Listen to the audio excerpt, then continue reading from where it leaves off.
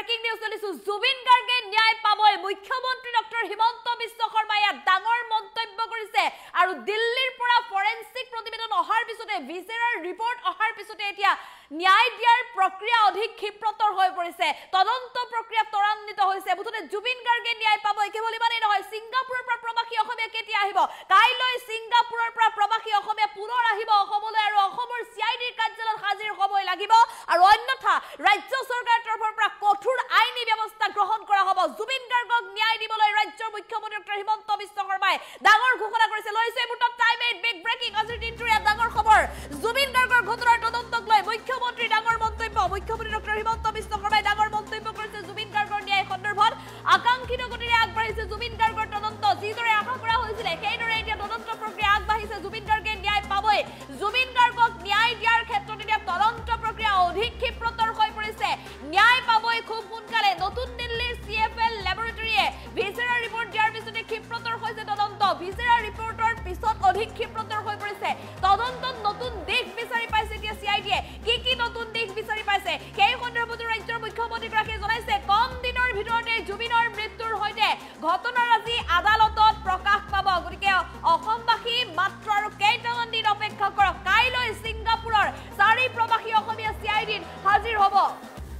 সিংগাপুৰত থকা প্ৰবাসী অসমীয়াই তদন্তত সহায় কৰিবই লাগিব অন্যথা ৰাজ্য চৰকাৰ কঠোৰ হ'ব সিংগাপুৰত থকা প্ৰবাসী অসমীয়া অসমলৈ আহিবই লাগিব কোনো কাৰণত তেওঁলোকে সিংগাপুৰত থাকি মন্তব্য কৰিলে নহব ভাষ্য দিলে নহব সিংগাপুৰত থকা প্ৰবাসী অসমীয়া অসমলৈ আহিবই লাগিব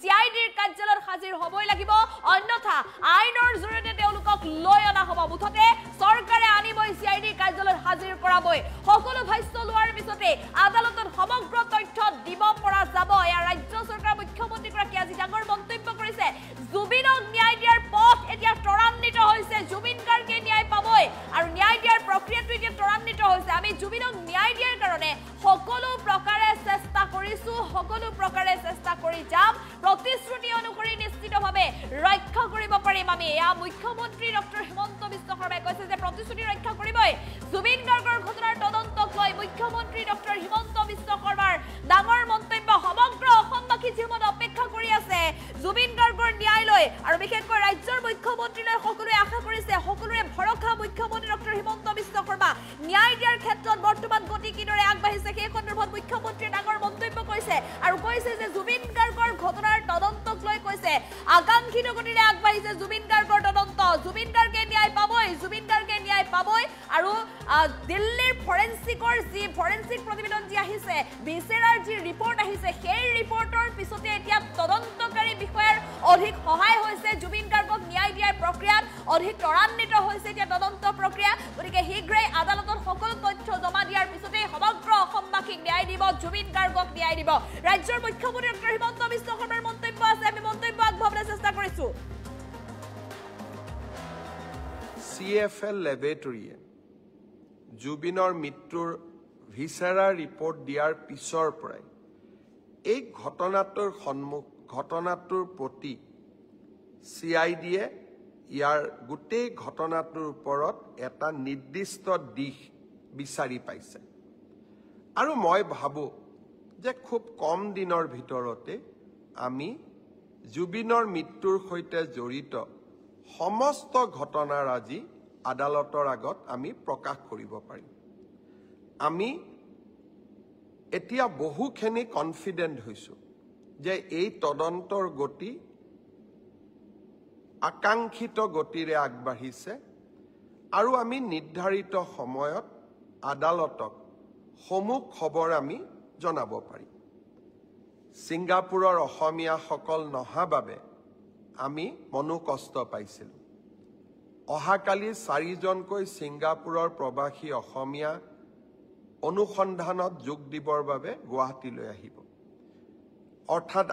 আগত এজন আহি গ'ল এতিয়া 4জন আহিব 6জন এতিয়াও বাকি থাকি যাব মই সেই 6গৰাকী অসমীয়াক আকৌ এবাৰ কম যে অসমৰ হিয়া ৰামথু প্ৰাণৰ শিল্পী জুবিন গাৰ্গৰ মৃত্যুৰ তদন্তত সহায় কৰা আপোনালোকৰ লিগেল ৰেসপন্সিবিলিটি আইনগত দায়িত্ব আপোনালোকৰ মৰেল ৰেছপন্সিবিলিটি, আপোনালোকৰ নৈতিক দায়িত্ব আৰু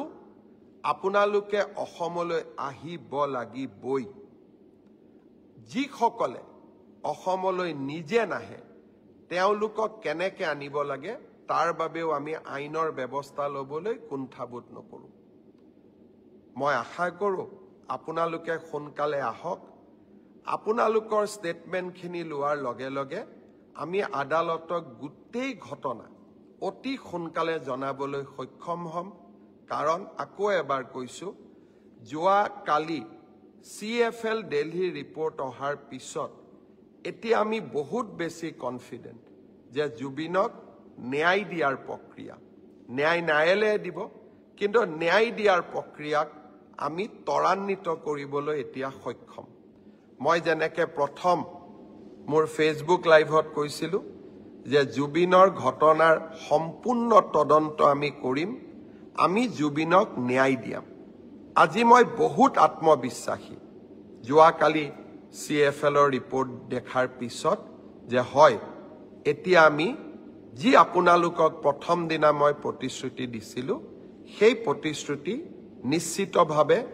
আমি ৰক্ষা কৰিব পাৰিম। CFL লেবৰেটৰীয়ে জুবিনৰ মৃত্যুৰ ভিছেৰা ৰিপৰ্ট দিয়াৰ পিছৰ পৰাই এই ঘটনাটোৰ প্ৰতি CIDয়ে ইয়াৰ গোটেই ঘটনাটোৰ ওপৰত এটা নিৰ্দিষ্ট দিশ বিচাৰি পাইছে। আৰু মই ভাবোঁ যে খুব কম দিনৰ ভিতৰতে আমি জুবিনৰ মৃত্যুৰ সৈতে জড়িত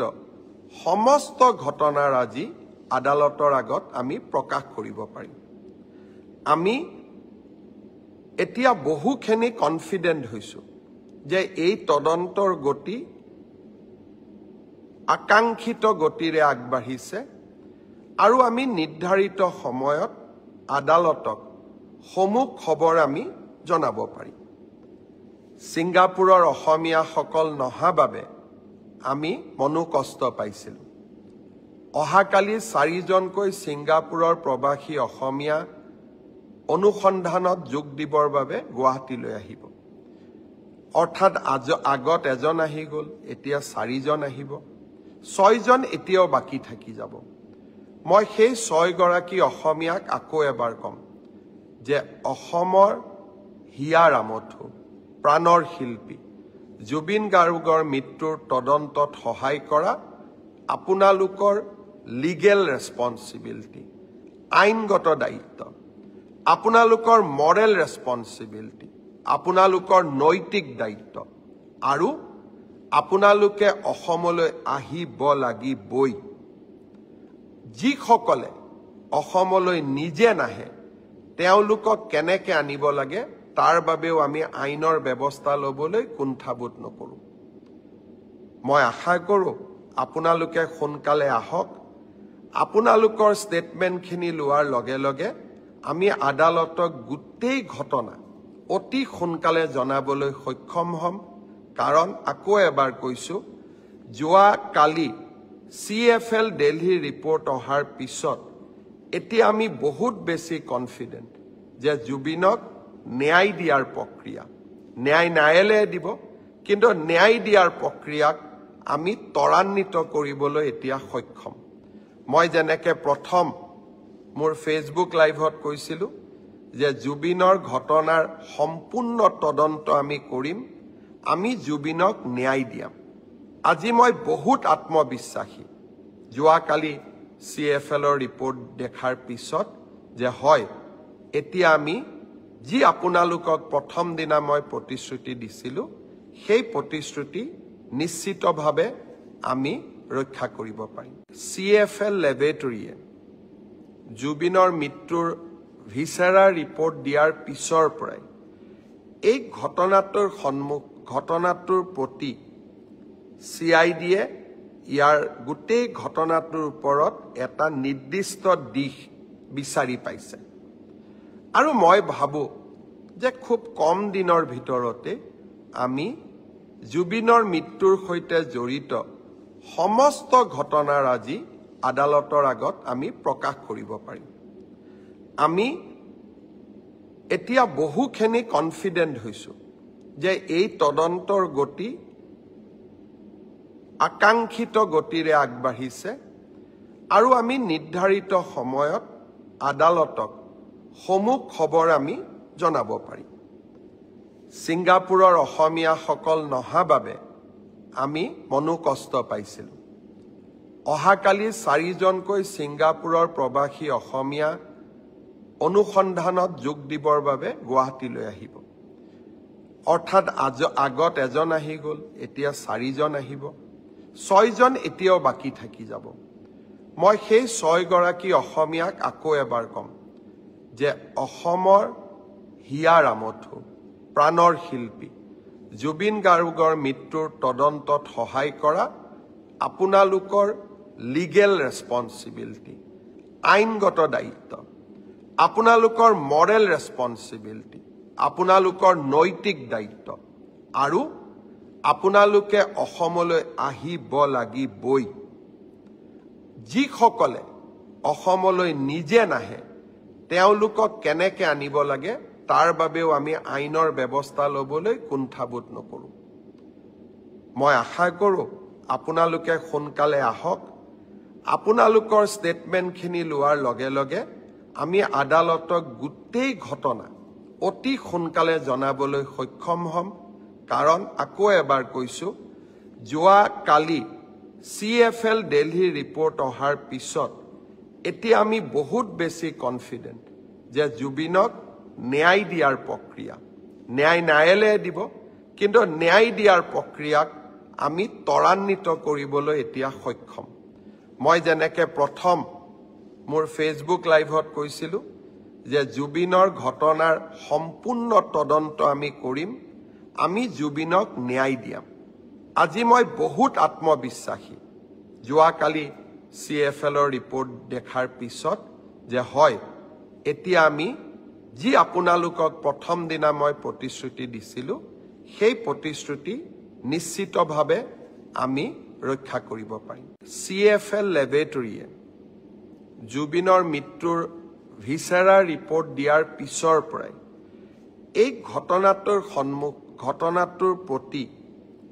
CIDয়ে ইয়াৰ গোটেই ঘটনাটোৰ ওপৰত এটা নিৰ্দিষ্ট দিশ বিচাৰি পাইছে আৰু মই ভাবোঁ যে খুব কম দিনৰ ভিতৰতে আমি জুবিনৰ মৃত্যুৰ সৈতে জড়িত সমস্ত ঘটনাৰ আজি আদালতৰ আগত আমি প্ৰকাশ কৰিব পাৰিম।